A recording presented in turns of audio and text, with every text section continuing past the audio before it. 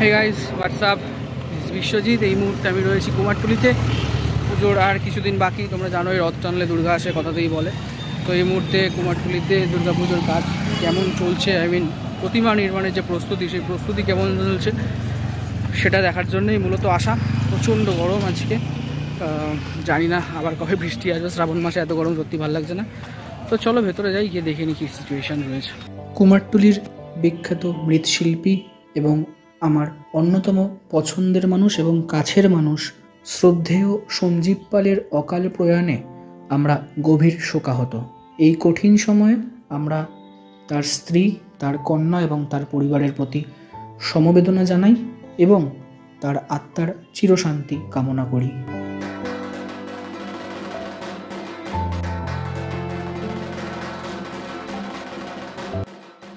কুমোরপাড়ার গরুর গাড়ি বোঝাই করা কলসিহারি, গাড়ি চালায় বংশীবদন, সঙ্গে যে যায় ভাগ্নে মদন।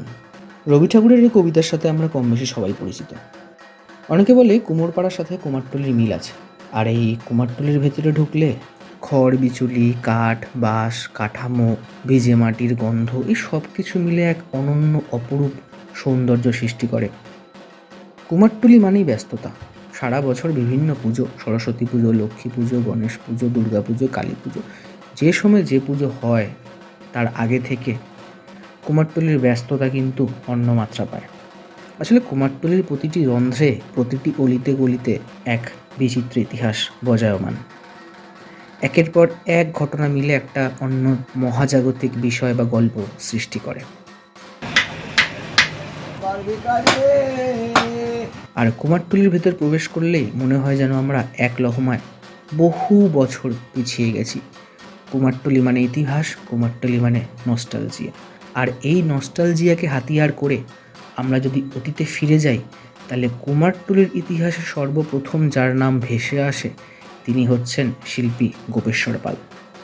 ইতিহাস বলছে 1915 সালে লর্ড কারমাইকেল কৃষ্ণনগরের ঘূর্ণিতে এসে তার হাতের কাজ দেখে উপাধি দেন দ্য লাইটনিং স্কাল্পচার।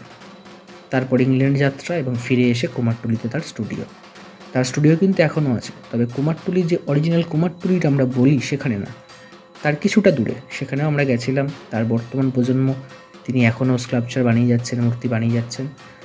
আরও একদিন যাব, ভিডিও করব, সবার সামনে তুলে ধরব। ফিরে আসছি আজকের টপিকে। তা সেই কুমারটুলি স্টুডিও যখন তৈরি হলো গোপেশ্বর পালে, সেটা 1924-এর ঘটনা। কিন্তু কুমারটুলির ইতিহাস খুঁজতে হলে আমাদেরকে আরও পিছিয়ে যেতে হবে। ওই ধরুন 1757 ইস্ট ইন্ডিয়া কোম্পানি আদেশ এলো যে একই পেশার সঙ্গে যুক্ত মানুষরা থাকবেন একটা নির্দিষ্ট স্থানে। সেই অনুযায়ী গড়ে উঠল কলুটলা, আহিরটোলা, সুতোরপাড়া এবং অবশ্যই আমাদের এই বর্তমানের কুমারটুলি। ব্রিটিশদের নথিতে সেই থেকে শুরু। সেই বছরই রাজা নবকৃষ্ণ দেব কলকাতায় শুরু করেন দুর্গাপুজো। অবশ্য তারও আগে কলকাতার আদি কুম্ভকার সম্প্রদায়রা এখানে মূলত তৈরি করতেন মাটির বাসনপত্র। ধরে নেওয়া হয় যে এদের অধিকাংশেরই বসবাস ছিল হুগলির সপ্তগ্রামে। সরস্বতী নদী মজতে শুরু করলে তারা এসে ওঠে গঙ্গা সংলগ্ন অঞ্চলগুলিতে। 20 শতকের গোড়াতেও কিন্তু চল ছিল মাটির বাসন বানানোর। কলকাতায় দুর্গাপুজোর প্রচলনের পরেই নদিয়া থেকে আসতে শুরু করেন মৃৎশিল্পীরা। শুরু হয় দেবমূর্তি তৈরির কাজ। ক্লাইভের আমল থেকে দুর্গাপুজো শুরু হলেও প্রতিপত্তি দেখানো চালু হয়েছিল ওয়ারেন হেস্টিংসের আমলে। এই সময় বিভিন্ন শিল্পীদের নাম উঠে আসে। তারপর আস্তে আস্তে দেবীর আদলে, ছাঁচে, পোশাকে, চালায় বহু পরিবর্তন এসছে। এখন সামাজিক, রাজনৈতিক, পারিবারিক বিভিন্ন কার্যকলাপের সাথে, বিভিন্ন পরিস্থিতির সাথে জড়িয়ে বিভিন্ন পরিবর্তন এসেছে। যেমন ধরুন, আগেকার সময় মেইনলি ছিল হচ্ছে একচালার প্রতিমা। সেই একচালার প্রতিমা গোপেশ্বর পাল এবং নেতাজির হাত ধরে ভেঙে হয়ে গেল 5 চালার প্রতিমা। এমনকি ধরুন, প্রথম দিকে একচালা বাড়ির ঠাকুরের সনাতন রূপ ছিল হলুদ রঙের, আম পাতার রঙের অসুর আর সাদা ইলিশের মতো মুখের সিংহ, যার মুখে থাকতো পাকানো গোঁফ, আলতো করে কামড়ে আছে অসুরের হাত। পুরনো বাড়ি যেমন ধরুন জানবাজারের রানী রাসমণির বাড়ি, দেববাড়ি, লাহা বাড়ি, মিত্র বাড়ি মোটামুটি কিন্তু একই রকম। 18 শতকের শেষের দিকে ভিক্টোরিয়া ভারতের রানী হওয়ার পর ওয়েলেসলি রাজভবনের তোরণে বসান কেশর দোলানো সিংহের মূর্তি, যেন ঠিক টিপু সুলতানের বাঘের বিরুদ্ধে ইংরেজ শাসকের ঔদ্ধত্যের প্রকাশ। শোনা যায় 1905 সালে বঙ্গভঙ্গের সময়ও তো বটেই, এমনকি তার আগেও বাংলাদেশের ঢাকা, বিক্রমপুর, ফরিদপুর থেকে ওস্তাদ কারিগরেরা কুমারটুলিতে পাড়ি জমিয়েছেন। ভারতের স্বাধীনতার পর যখন জমিদারি ব্যবস্থার পাট চুক্তি আরম্ভ করল, সর্বজনীন অর্থাৎ সম্প্রদায়ের সকলে মিলেমিশে পুজো আয়োজনের চল কদর পেতে থাকল। ঠিক এই সময়টাতেই মা দুর্গা ঠাকুর দালানের ঘেরাটপ থেকে বেরিয়ে এসে প্রকাশ্য রাস্তার মণ্ডপে জায়গা করে নিলেন। দেবী আর বাকি প্রতিমার পেছন দিকে রইল আলাদা আলাদা জমকালো সব দৃশ্যপট। দেখুন, কুমারটুলির শিল্পীরা কিন্তু বর্তমানে নারী পুরুষ নির্বিশেষে, আগেকার দিনে নারীরা শিল্পী হবে, নারীরা মূর্তি তৈরি করবে, এই বিষয়টাকে খুবই ছোট চোখে বা নিচু চোখে দেখা হতো। কিন্তু সময় বদলেছে, গঙ্গা দিয়ে অনেক জল প্রবাহিত হয়েছে। এখন পুরুষ মৃৎশিল্পীদের পাশাপাশি নারীরাও কিন্তু একই রকমভাবে পাল্লা দিয়ে দেবী মূর্তি গঠন করছে। আর সম্প্রতি ঘটে যাওয়া সঞ্জীব পালের মৃত্যু আমাদেরকে দেখিয়ে দিল তারই স্ত্রী বর্তমানে কর্মরত দেবী মূর্তি নির্মাণে। সুতরাং নারী পুরুষ সবারই সমান অধিকার রয়েছে এবং সবাই নিজের প্রতিভাকে মেলে ধরার সুযোগ পাচ্ছে এই কুমারটুলিতে। এবং বর্তমানে এই যে দুর্গাপুজোর এত চাপ, এত প্রেশার, বিভিন্ন জায়গা থেকে কারিগররা এসে কিন্তু হাত মেলান, সঙ্গ দেন, তবেই কিন্তু সম্ভব হয় এই গোটা জিনিসটা তৈরি করা। আর এখন তো নর্মাল ঠাকুরের যে মূর্তি হয়, পান পাতা বলুন বা গোলমুখ বলুন, সেটার পাশাপাশি বিভিন্ন থিমের যে প্যান্ডেল হয় বা একটু অন্য ঘরানার যে পুজো হয়, সেক্ষেত্রেও কিন্তু শিল্পীদের কাছে অর্ডার আসে মায়ের মূর্তি নির্মাণের। সুতরাং তারাও কিন্তু একই রকমভাবে সমান তালে তারাও সেটা তৈরি করেন। এখনের দুর্গাপুজো অনেক বেশি কম্পিটিটিভ হয়ে গেছে আগের তুলনায়, কিন্তু কুমারটুলি কিন্তু একই জায়গায় রয়ে গেছে। কুমারটুলিতে এলে আপনি এই একই জিনিসই পাবেন, খড় বিচুলি, কাঠ, কাঠামো, বাঁশ, শব্দ, ছড়িয়ে ছিটিয়ে থাকা নোংরা, মাটি, কাদা, এই সব কিছু নিয়েই কুমারটুলি সেই আদি অকৃত্রিম রয়ে গেছে। আগে যেমন ছিল তেমন রয়ে গেছে, হয়তো তার চলার ভঙ্গিতে পরিবর্তন এসেছে, কিন্তু মূর্তি তৈরির যে প্রক্রিয়া, সেই প্রক্রিয়া কিন্তু একই রকম রয়ে গেছে। বংশ পরম্পরায় সেই একই কাজ চলে আসছে।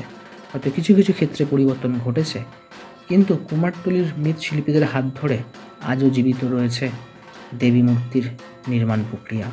এবং আগামী দিনেও যে সেটা আরও বেশি করে হবে, আরও বেশি করে মানুষের কর্মসংস্থান হবে, আরও বেশি করে আমরা দেবী দুর্গাকে নিজেদের মধ্যে বসবাসের জায়গা করে দেবো, সেটা তো বলাই বাহুল্য।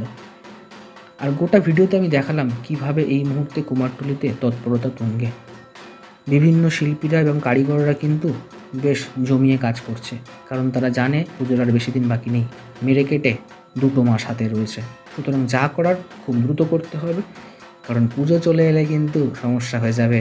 কারণ এখন সবে পুজোর কাজটা স্টার্ট হয়েছে, এরপর কিন্তু রং করা যেটা মেন, তারপর চক্ষুদান, অনেক কাজ আছে। যদিও অনেক দেবী মূর্তি অলরেডি বিদেশে চলে গেছে, তবুও আমাদের কলকাতা বা কলকাতার আশেপাশের থেকে যে অর্ডারগুলো এসছে, সেগুলোকে কমপ্লিট করার একটা দায়িত্ব তাদের রয়েছে। এই হচ্ছে গোটা কুমারটুলির চিত্র। সঙ্গে ব্যাকগ্রাউন্ডে আমি শুরুতেই দিয়ে দিলাম হচ্ছে একটা ছোট্ট করে ইতিহাস, যেটা অনেকেরই অজানা রয়ে যায় বিভিন্ন ক্ষেত্রে। শুধু কুমারটুলি বলতে তো আর এই দেবী মূর্তি নির্মাণ বা শিল্পীদের ইন্টারভিউ না, এই কুমারটুলির সাথে যে একটা বৃহৎ ইতিহাস জড়িয়ে রয়েছে, যে সামাজিক, পারিবারিক এবং রাজনৈতিক পট পরিবর্তন কুমারটুলি দেখেছে, কুমারটুলি নিজের মধ্যে মিশিয়ে নিয়েছে, সেটাকেও আমি তুলে ধরার চেষ্টা করেছি।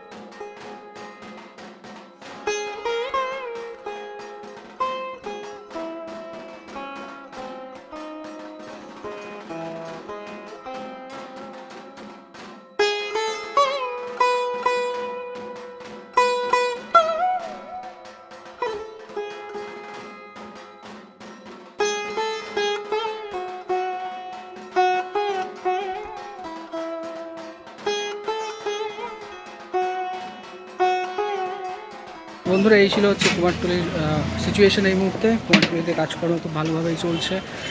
মা দুর্গার যে প্রস্তুতি, সেই প্রস্তুতি ভালো চলছে এবং বিভিন্ন মাটির দুর্গা তোমরা দেখতেই পাচ্ছ চলছে। তো কেমন কি লাগলো ভিডিওটা অবশ্যই কমেন্ট বক্সে লিখে জানিয়ে ভিডিওটাকে লাইক, কমেন্ট আর শেয়ার করে দিও। যারা প্রথমবার তারা অবশ্যই চ্যানেলটা সাবস্ক্রাইব করে রেখো। ফিরে আসছি পরে ভিডিওতে। Till then take care.